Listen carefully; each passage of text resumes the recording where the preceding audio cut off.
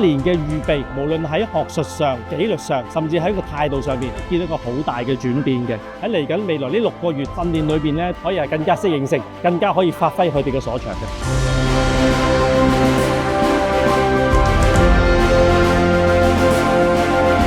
個學警預備班嘅訓練，加強到佢哋嗰個信心、體力、意志，對於佢將來投身於喺警察務工作有好大嘅幫助嘅。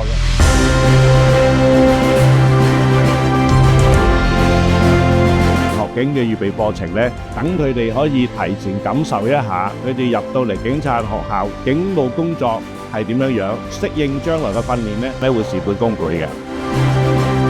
喺呢9個月變得自信咗同埋大膽咗嘅，畢咗業之後我係感到比較開心嘅，因為我可以改變咗自己之餘，又可以有機會會成功加入警隊。好開心啦，因為可以拎到呢個獎，好多謝自己嘅教官同埋自己嘅同學，令到我喺呢個課程入邊可以順利拎到呢個獎。